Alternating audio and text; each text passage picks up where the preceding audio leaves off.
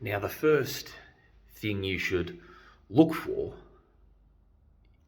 or I should say, when trying to source water, the first thing you should look for in any urban environment, in any urban survival situation, is the faucet, the tap. A no-brainer. But this is something that a lot of people overlook. Okay? Let's make this very clear. In a homeless situation, when the grid is up, when there's water, electricity, even in places like this, you're not going to be too stressed. It's just a matter of going, shit, water, sweet, endless. That's a homeless situation. As I said in the introduction to this series, that's a special urban survival situation where you're going to have the water there all the time. So it's going to be very convenient. But most urban survival situations around the world aren't homeless situations. To one degree, homelessness is much more prevalent than urban survival situations. But they're not often looked at in that way. I have looked at it in that way, which is unique, but it's highly effective. And it's nevertheless technically an urban survival situation because you're trying to survive and you're in the urban environment, hence homelessness. But anyway, the point is, the most prevalent urban survival situations, the ones that people are most accustomed with, pandemics, war zones, floodings, and all future scenarios which could be batshit crazy, when they occur, guess what? I'm going to go back to that tap, and I'm not going to turn it on, but very simply, when you pull this thing up, most oftentimes, nothing is going to come out. Because the grid is down. Pipes, people aren't servicing pipe infrastructure, water infrastructure. There's an array of reasons why you won't have water coming out of your faucet. It could be turned off at the mains. When I'm talking mains, I'm talking street mains. There's a whole bunch of reasons why in a properly full blown out urban catastrophe, which isn't homelessness, that you're going to have no running water. Now here's the thing. What I'm going to do is pretend that that's the situation. We're just going to simulate it. Now what you're going to find is that 3 or 4 out of 10 taps, although the water's turned off at the mains and there's no pressure coming through those pipes and there's no water being thus delivered, you'll still have residual water going through those pipes. There'll still be a little bit of pressure, enough to put a bit of dripping water through.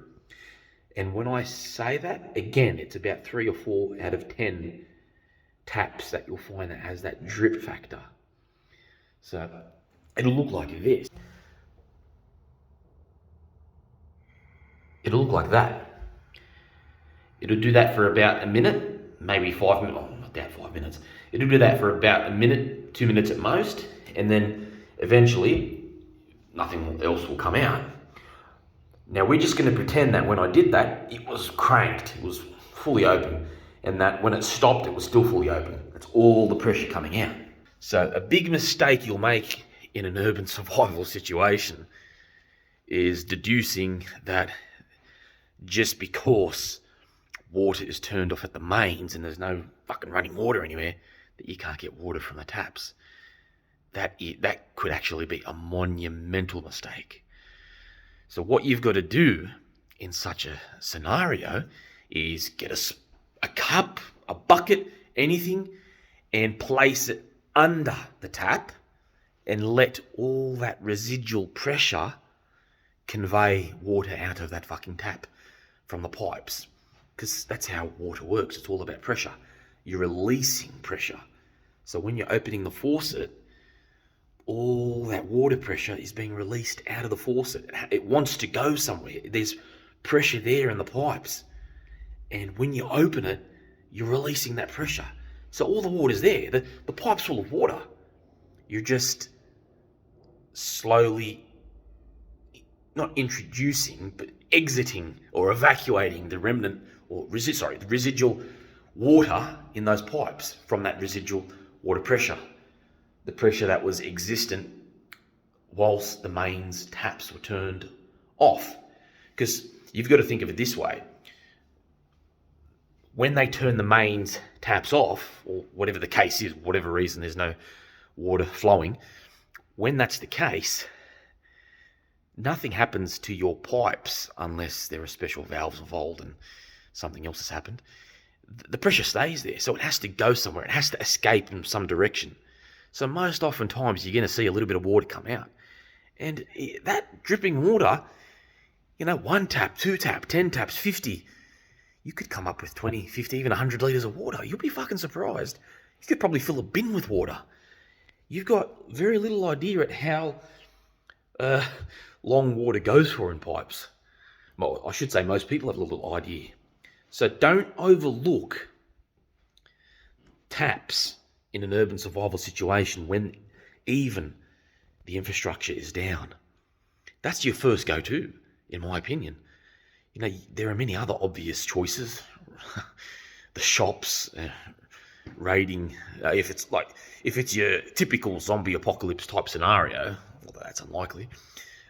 But just if it is and everything's down, raiding the 7-Eleven or something for water that's hidden somewhere, that's an option. But it's not a realistic option. It's even a dangerous option, venturing out there and doing all those things when other people will be competing for it. The smarter option, the first go-to, is the taps. Go to the taps.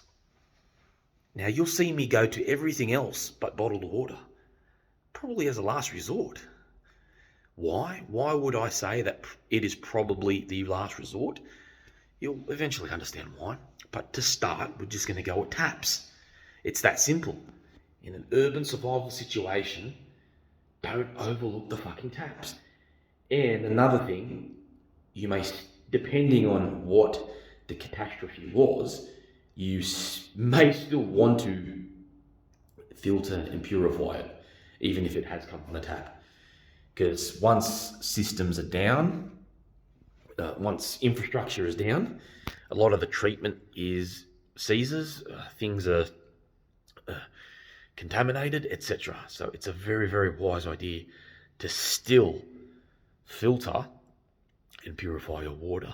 And once I've shown you all the methods of sourcing water, that's when I will show you how to filter and purify water in a few ways, a few very conventional and unconventional ways.